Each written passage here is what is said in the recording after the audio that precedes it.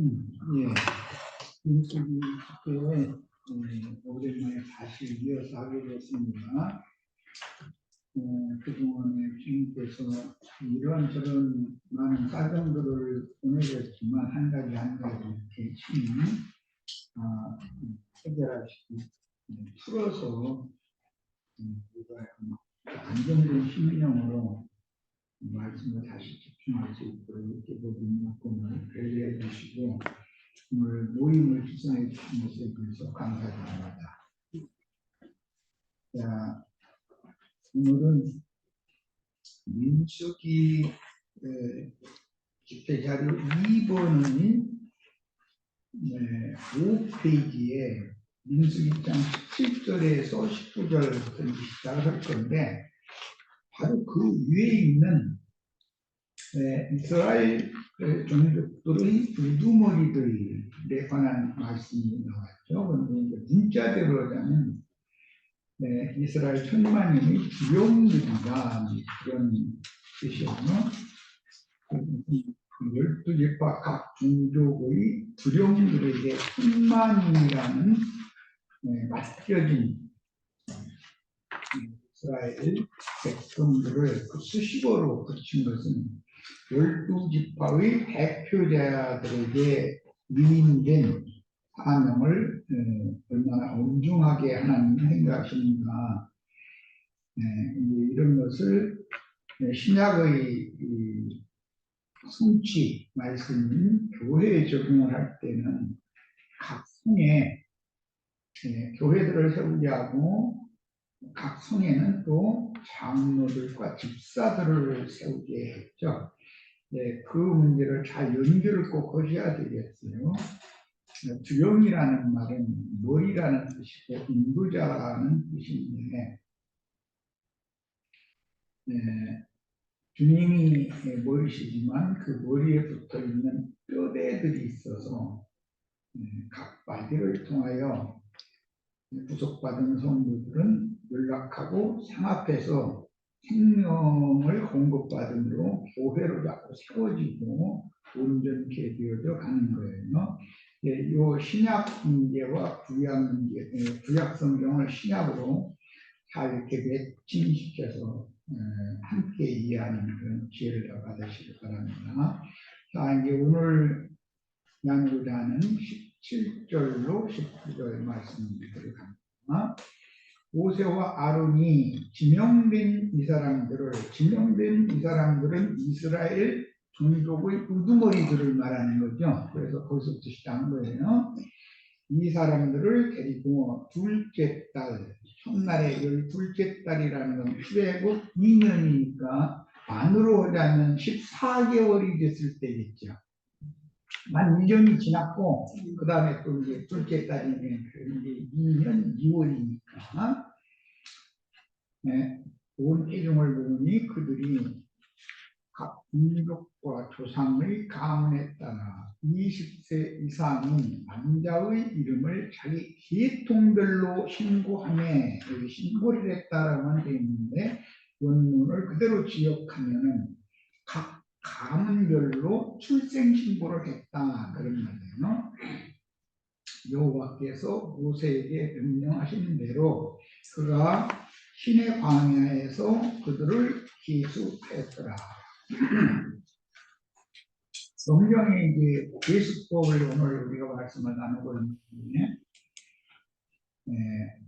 출애굽을 해가지고 시내산 아래에서 성막을 건축하기 위해서 성전세를 받기 위해서 이미 한번 계수를 했었죠. 그런데 이번 계수는 성전세를 받는 것이 목적이 아니고 싸움에 나갈 만한 전사들을 장정들을 계수하는 것이고 이 계수에 드는 사람들은 이스라엘 어린아이 노약자 전체 이스라엘 모든 백성을 대표하는 사람들이기 때문에 이스라엘의 계수법에 대해서도 잘 연구해 두고 말씀을 읽으셔야 되겠어요. 쭉 건너뛰어서 계시록에는 두 번의 계수가 나오죠. 먼저 이방인의 충만함을 계시하는 계시록 14장에 시온 산에 서 계신 어린 양 앞에 올라간 중절이 있는 신자들, 신앙인들을 14만 4천을 지파 계보가 없이 14만 4천을 계수를 했고, 그 다음에 7장에 다시 한번 인마진 이스라엘 12지파 각 지파 1만 2천씩 해서 여기서 14만 4천을 다시 계수를 했어요. 네, 이것을 계수법에 대해서 계시록과 직접 연결을 했으니까 잘 염두에 두시기를 바라요. 구약 성경에서는 신의 산 아래에서 1년이 넘도록 대기하고 있다가 출발을 받기 바로 직전에 싸움에 나갈 만한 20세 이상을 먼저 계수를 했고, 앞으로 40년을 채워서 다시 모압 평지에서 가나안 땅에 들어갈 수 있는 사람들을 또 한 번 계수를 하죠. 그것도 역시 20세 이상 싸움에 나갈 만한 사람들이에요. 성경에 이렇게 두 번의 계수가 있는 것, 계시록에 두 번 계수 있는 것, 계수가 있는 것, 이게 직접 연결했으니까 우리들의 신앙 오늘날 교회에 적용해서 예수를 하자면 구름받아서 나온 하나님의 백성들을 대표하는 자들의 계수가 먼저 있고, 그 다음에 몸의 구속까지 영의 구원을 얻고 혼의 구원을 이룬 후에 신령한 몸, 영의 몸으로 덧입혀져서 주 앞에 영광에 나타나서 거룩한 성 새 예루살렘에 들어갈 자들을 마지막으로 두 번째 계수를 또 하는 거예요. 그러니까 첫 번째 계수에 들어갔어도 빈숙이라는 건 중점이 다른 게 뭐냐면 40년 동안의 광야에서 이런저런 사유로 다 떨어져 죽었다. 그걸 강조하는 거예요. 그러니까 지난 죄들을 사면받고 영이 거듭났을지라도 혼의 구원을 이루는 교회 생활의 전 과정에서 끝까지 살아남아야 되는 것이고, 이기는 자로 두 번째 기수가 돼야 된다는 거예요. 그래야 영원한 세계를 완전하게 상속을 받는 것이기 때문에 이 계수에 관한 이스라엘 싸움에 나갈 만한 20세 이상을 두 번 계수하는 문제를 큰 틀을 잘 마음에 담아두시고 이제 말씀을 나갑니다. 자, 지명된 사람들이라는 말은 리케보테 쉐모트, 이 용어는 그 이름으로 표시된 사람들이라는 뜻입니다. 그런데 이스라엘 신앙 공동체를 대표하는 20세 이상은, 남자는 이스라엘 전체 백성들을 대표하는 개념을 갖고 있는 거예요. 이제 그들을 대속하는 사람들이 한 달 이상 된 레위인들이죠. 이스라엘의 장자들과 레위인 한 사람 한 사람을 같이 맞바꾸잖아요. 교계를 이렇게 하는 거예요. 그런데 이스라엘의 장자들의 수가 더 남으니까 생명의 속전으로 그 대속을 받게 했어요. 그래서 이제 민수기는 뭐 이제 성경 전문이 다 그 얘기인데, 대속에 관한 말씀이 아주 비밀하고 대속자이신 예수 그리스도, 그분의 보내심을 받은 사도들, 그다음에 그 영의 보내심을 받은 사도들이 임자로 오셨던 예수님의 보내심을 받은 12사도와 70사도가 두 번이 있죠.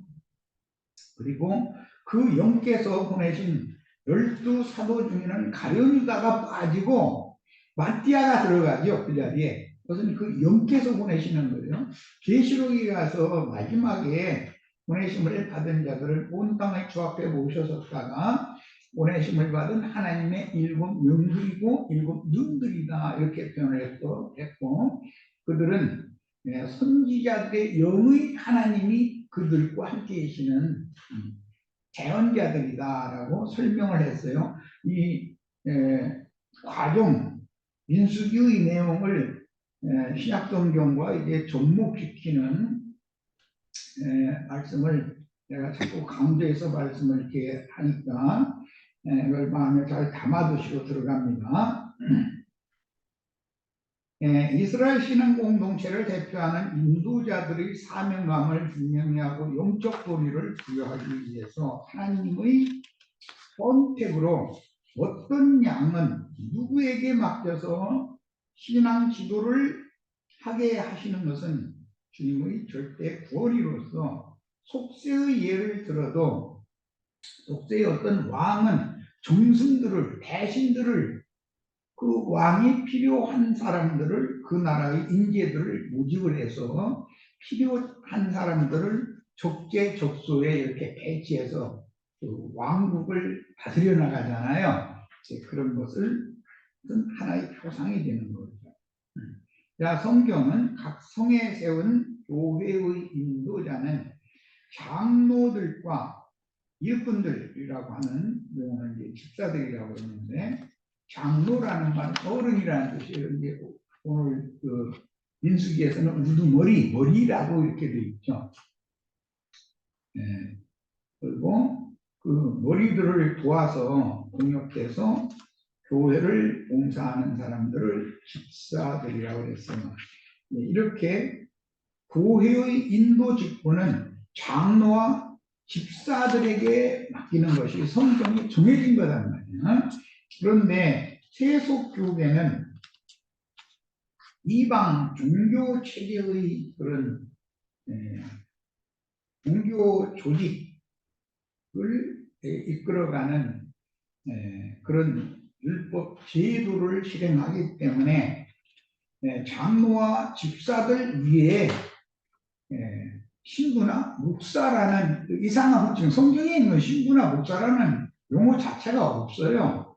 그런 이상한 호칭을 가진 사람들을 더 위에다 세우고 목사 중에서도 또 당회장 목사니 뭐 노회장 목사니 총회장 목사니 자꾸 계급을 자꾸 만들죠. 교황이 추기경이니 뭐 이렇게 그냥 계급들을 만들잖아요. 신부제도권에서도 자꾸 그런 짓을 하는 것은 하나님의 말씀이 아니고 미디안의 사제였던 이드로가 모세의 장인이죠. 이드로가 모세에게 와서 제안을 해서 이방의 우상신을 섬기는 제도를 이스라엘에게 접목시켜 놓아서 살짝 이게 다른 교리가 들어온 거죠. 그런데 이제 민수기의 정확히 40년 후에 모압 광야에 이제 도착이 되면은 모압 왕 발락이라는 모압 왕이 부돌 사람 발람이라고 하는 미디안 제사장을 초빙을 해가지고 이스라엘을 저주하게 하는 말씀이 나오죠. 그 민수기에서는 그렇게만 돼 있고 신명기 여호수아서에 가면 그 발람이 모압에게 꾀를 슬쩍 누기고서 많은 초청을 할 때 약속했던 많은 재물이나 돈이 뭐 이런 것들을 받아가지고 떠났는데 그래서 가나안 땅에 이제 동편 전쟁을 먼저 치르니까 그래서 미디안 거짓 선지자 발람을 죽인 얘기가 나오죠. 이런 것을 잘 성경 전문을 잘 이해를 하셔야 돼요. 그러니까 우리는 이방의 종교 체계인 이드로는 미디안의 사제잖아요. 이스라엘을 망하게 한 축복한다고 했는데 그게 망하게 한 짓이잖아요. 그게 미디안의 거짓 선지자인 발람이 원래 모압 왕이 발락에게 꾀를 주고 가서 그 결과 모압 여자들의 우상 숭배에 이방 신을 숭배하는 종교제에 의해 이스라엘의 이 오늘 종족을 우두머리라고 하는 이 사람들을 초대를 하니까 거기에 가가지고서 우상의 제물을 먹고 그 우상신의 여사제들과 행음을 했다 그랬어요. 그 사건 때문에 많은 사람들이 연병이 돌아가지고 죽었죠. 그 우상숭배와 연병으로 말미암아 많은 사람이 죽고 나서 두 번째 이제 마지막까지 살아남은 사람들만 20세 이상 싸움에 나갈 만한 사람들을 2차 개수에 계산을 한 거예요. 그러니까 이 민수기 내기 시작부터 끝까지를 내가 이렇게 전체적인 배경을 얘기했으니까 성경이 말하고자 하는 의도를 잘 마음에 담아두시고 오늘 집회를 시작을 하는 거예요. 자, 그러니까 성경의 주님이 세운 교회와 세상 교계 많은 물구에 큰 음료라고 하는 큰 성 바벨론이라고 하는 세상 교계의 종교 체제는 무엇으로 알 수 있는가? 신부나 목사라는 호칭을 가진 사람들이 사람들을 모아서 종교 체제를 경영을 하면 그것은 우상의 종교 집단이 된다. 그건 큰 성 바벨론이고 가늠하는 여자들을 거기에 들어가 있는 사람들. 이런 기본 원리를 알아야 되고, 좀 주님의 교회는 반드시 장로들을 세우고 집사들을 세워서 교회를 경영을 하게 하는데, 특징이 장로들과 집사들을 세워서 주님의 교회를 경영하게 하시는 것은 그것은 생명의 질서에 따라서 질서 체제가 유지되는 것이기 때문에 그게 특징이고, 실행하는 것은 이 집 저 집 각 지배 모임을 갖는 것이 특징이죠. 신부나 목사라는 호칭으로 많은 사람들을 대회로 모아서 다른 교훈을 가르쳐서 예수의 이름으로 사실은 세상 신을 경배하게 만드는, 간음하게 만드는 그런 종교 집단이라고 하는 것은 신부 혹은 목사가 목회를 하는 거예요. 그게 차이인 거예요. 이걸 잘 염두에 꼭 두시고, 오늘날 우리들이 성경에 따라서 말씀이 과연 그러한가 하고 말씀을 가지고 말씀에 따라서 신앙을 추구를 해야지, 세상 교계가 온 세상에 수천 년 동안 다 이렇게 하니까 우리도 그렇게 따라간다. 그것은 장로들의 유전이 성경보다 더 중요하다고 생각하는 거단 말이에요. 성경에 있는 대로 신앙생활을 추구를 해야 되는 거예요. 그래서 성경에서 목회를 주님께 위임 맡은 목회자들은 반드시 각 성에 세운 교회의 장로들이고, 그 장로들을 동역해서 교회를 섬기는 일꾼들, 봉사자들, 집사들이라고 그랬죠. 집사들이어야 되니까 세속교계의 신부나 목사라는 호칭으로 종교적인 지위의 고하를 의미하는 계급적인 율법 종교 체제는 성경의 교회들이 아니다라는 것을, 그래서 많은 게 글을 쓸 때든지 증거를 할 때든지 세상 교계에 많은 게 집단들이 있으니까, 교파, 교단 이런 게 있으니까, 그것은 많은 물 위에 앉은 일곱 짐승을 타고 앉은 큰 음녀라 이렇게 계시기 위해서는 이렇게 되어 있어요. 이게 그것이 무너져야 된다는 거예요. 그것이 무너지려면 가나안 땅 일곱 족속들을, 음녀의 일곱 머리들이라고 했는데 가나안 땅 일곱 족속의 왕들이잖아요. 그걸 싹 죽여버려야 된다는 거예요. 그래야 주님이 원하시는 신정 통치를 실현할 수 있다. 그래서 세상 나라가 주와 그 그리스도의 나라가 되게 하는 것이 우리 신앙의 목표인 것이지, 사람들이 세상 교회가 이렇게 한다 만다 그런 얘기 백날 해도 다 소용없는 소리예요. 세상 교회가 이렇게 하거나 저렇게 하거나 그것은 우리와는 상관이 없는 일이란 말이에요. 이런 점을 아주 오늘 명확하게 하시기를 바라요. 앞에 일어나고 주님의 양들이 주 이름으로 모인 회중, 교회라는 건 회중이죠. 부름받아 나온 회중이라는 뜻이에요. 교회라는 에클레시아라는 말은 원래 주님께 부름받아서 나온 무리, 회중이라는 뜻이에요.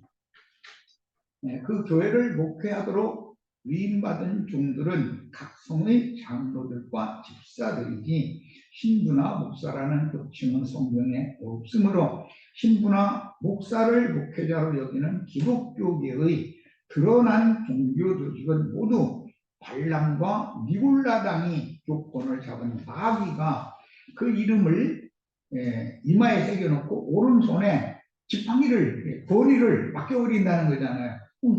그 짐승의 이름과 짐승의 이름의 표시를 가지고 휘둘러대는 거예요. 이것은 주님의 교회가 아니다. 이것은 세상 교계인 것이다. 이걸 잘 이 시간에는 하지만 다른 건 몰라도 이 문제는 명확하게 인식을 꼭 하셔야 되겠어요. 큰성 바벨론이라 하는 큰 음녀 교계의 목회자로 자처하는 자들은 모두 음녀의 일곱 머리이고 땅의 왕족들로서 땅에서 올라온 거짓 선지자들인 발람과 니골라당이며 자칭 유대인의 회당, 유대인이라 하나 그렇지 않고 거짓말하는 자들이요 사탄의 무리라 하고 설명이 되어 있어요. 그들의 당짓는 무리인 사단의 사자들로서 하나님께 주 예수님이 오셔서 십자가에서 내가 다 이뤘다라는 것은 그 아론 반차의 율법 제도와 그 계급적인 종교 체제를 해버리고 주님의 생명을 받은 사람들로 하여금 생명의 왕국을 새로 세운 것을 말하는 거예요. 자, 그래서 이런 문제에서 명확해지지 않으면 구약 시대에도 아론의 율법 제도에 의한 아론 반차의 유대교와 유대교인들 중에 주님의 계시를 받은 이사야 선지자부터 말라기 선지자까지 선지자들의 증언을 듣고 선지자들과 함께 이집트 집에서 모였던 소수의 무리가 있었어요. 구약 시대에도. 그걸 잘 염두에 두셔야 돼요. 자, 선지자의 노선에 있는 사람들은 하나님께 계시를 받은 선지자의 신앙 지도를 받는 사람들이잖아요. 그런데 선지자들은 아론 반차의 조건을 가진 자들이 오는 대로 다 박해하고 더러는 죽여서 피의 양을 채웠단 말이에요. 그러다가 마지막으로 예수님을 죽여서 완전히 피의 양을 채울 때 한 시대가 딱 종결되는 거예요. 그리고 나서는 신약 시대로 넘어와서도 똑같은 영이 반복된다 이 말. 계시록 6장 9절로 11절에서 순교자들의 수가 차야 주님의 모든 예언이 성취가 돼서 세상 나라가 주와 그 그리스도의 나라로 실현되는 거예요. 지금 오늘 우리가 나누는 이런 말씀에 대해서 내가 내 자신이 밝아지지 않으면 절대로 이기는 자로 어린 양의 신부로 영광의 성에 들어갈 수가 없어요. 두 번째 계수에 들어가지 않으면 거기에 기록되지 않으면 어린 양의 생명책에 내 이름이 녹명되지 않으면 어린 양의 신부가 될 수 없는 거예요. 이게 얼마나 중요한 문제인지를 잘 깨달으셔야 되겠어요. 자, 이제 18절 자기 계통별로 신고함에 이랬는데 각각의 지파별로 20세상 등이 전쟁을 수행할 만한 남자들을 조사한 결과를 밝히고 각 지파와 가문의 계보대로 입족하여 하나님 군대로 소집할 대한민국 국가이기 때문에 군사들을 의무적으로 국가가 모병을 해야 되기 때문에 장정이 되면 징집의 연령이 되면 징집 소집 영장을 내보내죠. 그 영장을 받으면 기피하면은 탈영병이 되는 거란 말이에요. 국가를 무시하는 것이죠. 그러면 국민의 자격이 없을 뿐 아니라 당연히 대한민국에서 살고 싶으면 징역을 가든지 중대를 가든지 결정을 해야 되는 것이죠. 모든 나라는 다 그래요. 자기 나라를 지켜야 되기 때문에 그런 거예요. 이것이 영의 세계에도 같다. 자, 이제 역사서에서 에스라서나 느헤미야서에 보면 바벨론 포로 생활을 마치고 돌아온 자들이 자기의 각 지파와 지파 중의 계통별로 느헤미야나 에스라나 하나님이 세운 지도자들 앞에 가서 신고를 하잖아요. 난 무슨 집과 몇 대손 어느 가문 계열의 누구다. 이것을 해서 그게 확실히 확증이 되면 어린 양의 생명체겠죠. 이스라엘 호적에 호적 족보에 딱 기록을 해주지만 그 확인이 안 되면 기록을 안 해주죠. 그리고 되돌려 보내는 경우도 있죠.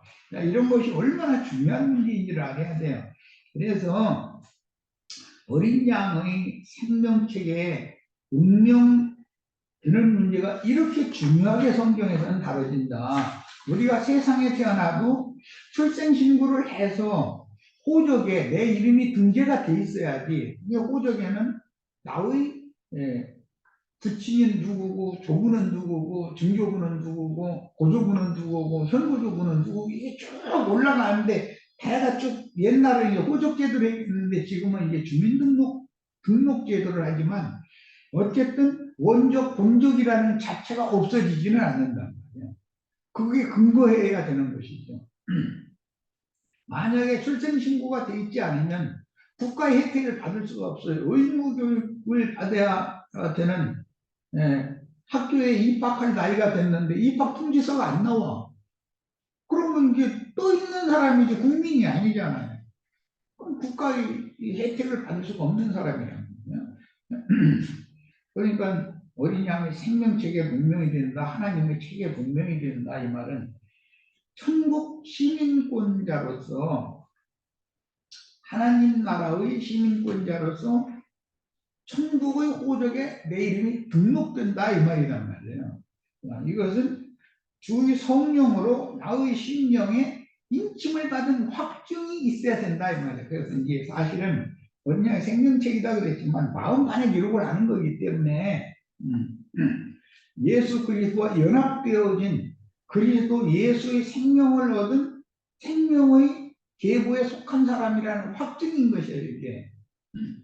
그러다 보니 이제 세상 교회에서는 소위 구원파라고 해서 지난 죄들을 사면받고 그들을 뭐 지난 죄, 뭐 현재 이제 미래 죄까지 다 단단해 이제 뭐 다 없어졌다 이제 이런 건 거짓말이고 지난 죄들을 사면받고 그렇게 했기 때문에 하나님 받으셨다 이 말이에요.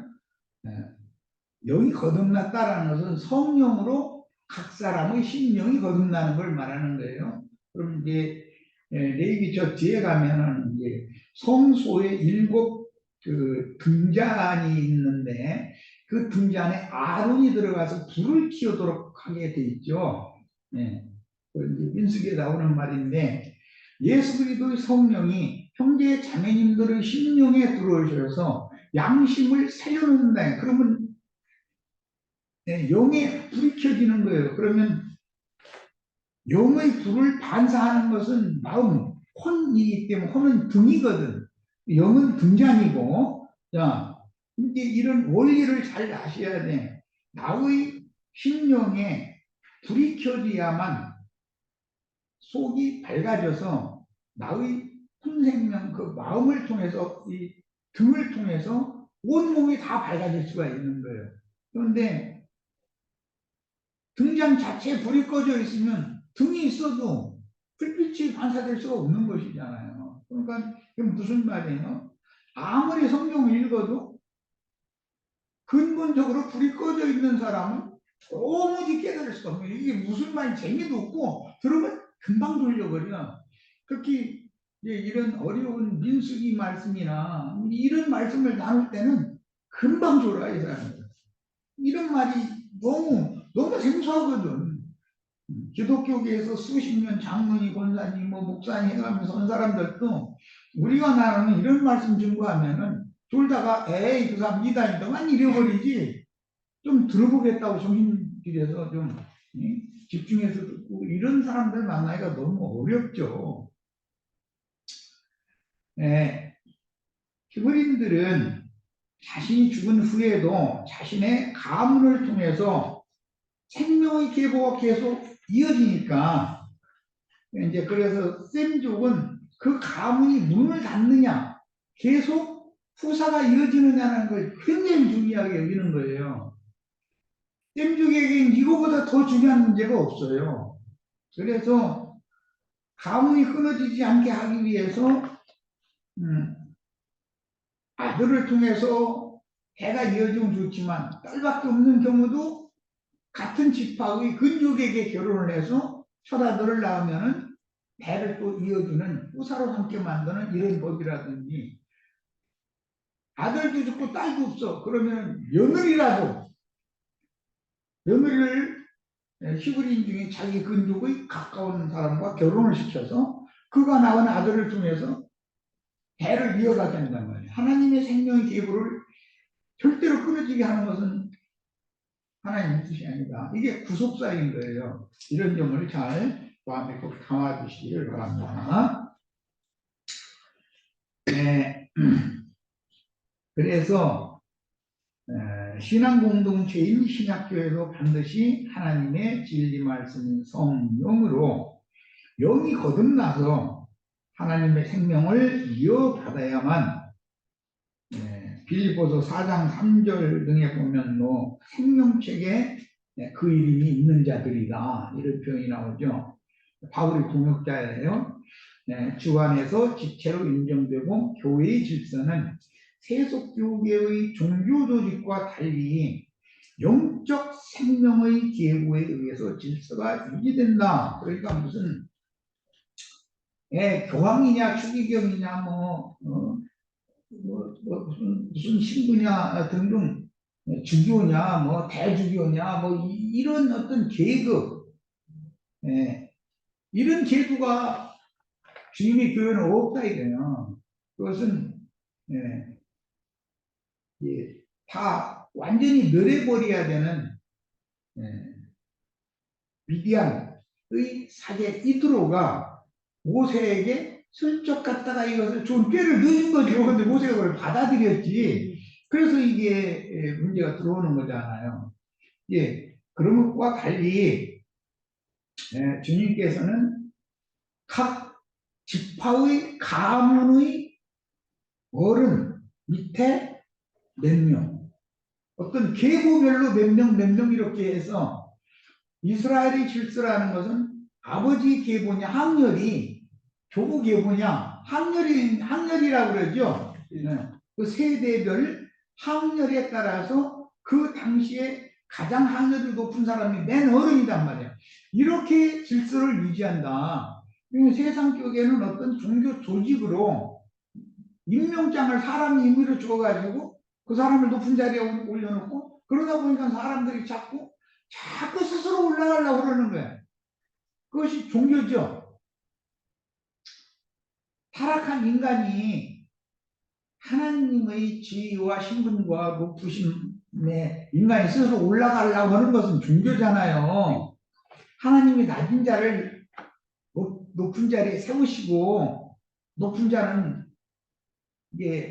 낮추시고, 하나님의 그 원하심에 따라서 하나님의 질서라는 것은 생명의 계보대로, 이 계수를 할 때도 각 지파별로 지파의 계통별로 해서 신고를 하고, 유진 대응을 하든 행군 대응을 하든 각 이 지파와 계통에 따라서 몇 명이 이렇게 질서대로 계수가 돼서 그렇게 움직인단 말이에요. 이스라엘이 하나님의 질서예요. 그 질서의 하나님에 대해서 잘 이해를 해야 돼요. 세속 교계와 교회의 질서가 어떻게 다른지를 알아야 된단 말이야. 이런 말이 아마 좀 듣는 세속 교계의 어떤 분들이 만약에 유튜브에 들어와서 좀 들으면은 지금 저 사람 이상한 소리 오네. 교황님 다음에 추기경이 있고 대주교가 있고 주교가 있고, 신고하는 신부가 있고, 그 다음에 그냥 서품만 받은 수소 신부도 있고, 이렇게 계급이 있어야 되는 거 아니야? 그렇게 생각한단 말이야. 그런데 그들은 그것이 너무 그게 당연한 거예요. 그런 사람들이 인위적으로 만든 종교 질서 체제를 너무 당연하다고 믿는 거예요. 그러나 하나님은 그것을 파하러 오셨다 이거예요. 아론 반차의 율법 제도를 파해버리고 주님이 십자가에서 내가 다 이뤘다라는 것은 하나님의 말씀을 이룬 걸 말하는 것이지 하나님의 말씀과 상관없는 무슨 종교 체제를 이룬 걸 말하는 것이 아니란 말이야. 이런 문제를 마음에 꼭 잘 담아두시고 사람들을 만나면 잘 지혜롭게 설득하실 수 있기를 바라요. 자, 이제 19절 갑니다. 신의 광야에서 그들을 계수하였더라. 민수기 촉번 인구조사는 출애굽 2년 2개월 만에, 그러니까 출애굽을 한 지 만 14개월 만에 한 거죠. 12달이 지나가고 2년 2개월째가 됐으니까 만 14개월 동안 시내산 아래 계속 있었다는 거 아니에요. 3개월 만에 시내산 아래에 왔잖아요. 그런데 1년 9개월 동안을 거기에 계속 있었던 거예요. 거의 2년이 가까울 정도로요.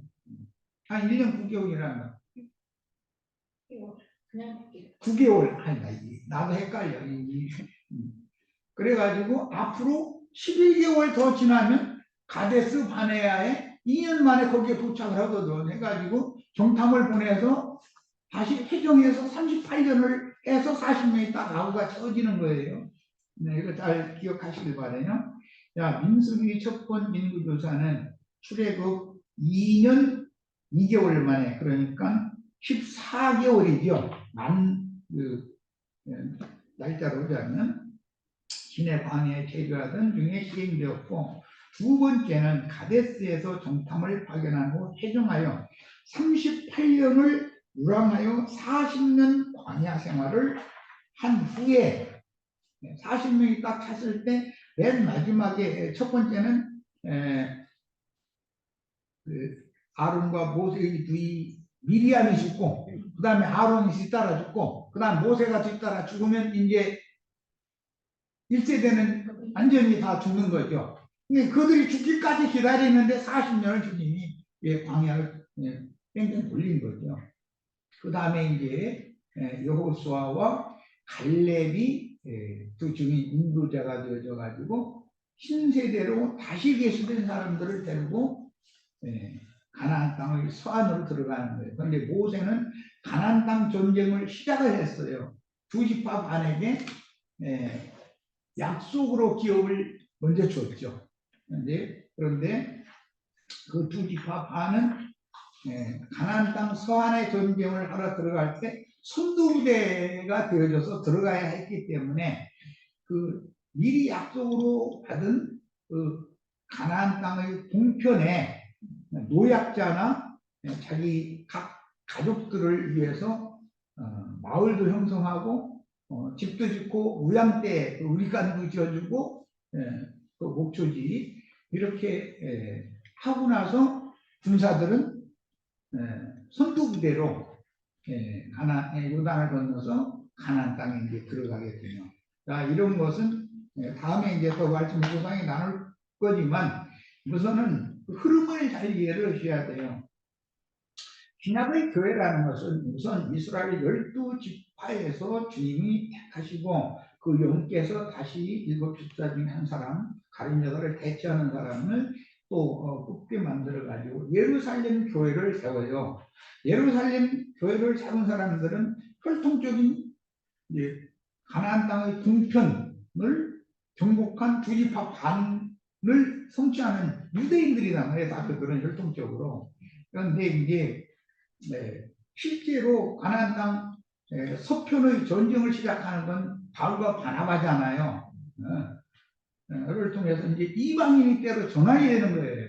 유대인이 때가 끝나고, 그러면 예루살렘 교회는 위암이 없어지잖아요. 그리고 안디옥 교회를 모교회로 어머니로 삼는 거기 바울과 바나바를 통해서 이방 땅의 전도가 새로 시작이 되는 거예요. 그리고 이방의 충만함이 차면 예루살렘 교회는 반드시 신앙을 회복한다. 왜? 부활이요 생명이신 하나님을 주님의 생명을 먼저 받았던, 또 주님께서 주시는 약속의 기업을 먼저 약속으로 받았던 예루살렘 교회의 모든 성도들이 다시 회복이 되어서 회복된 그들을 통해서 14만 4천을 다시 채운다는 말이에요. 그들은 새 땅의 백성이 되는 것이고 현재 이방인이 때 땅의 백성들 중에서 이기는 자들을 뽑아내서 그들을 아브라함의 후사들을 위하여 하늘에 준비하신 한 성에 들어가게 하셨는데 그들이 하늘에 기록한 장자들이 교회에 들어온 사람들이란 말이야. 이들은 하늘에 간직한 기업을 받는 사람들이고 주와 그 그시를 나라가 실현되면 인마진 이스라엘 12지파의 14만 4천은 새 땅에 세상에 새로워진 새 세계에서 새 땅의 백성들이 되는 것이다. 하나님은 하늘의 기업도 있고 땅의 기업도 있다. 이런 것을 잘 마음에 담아 두시기를 바라요. 이제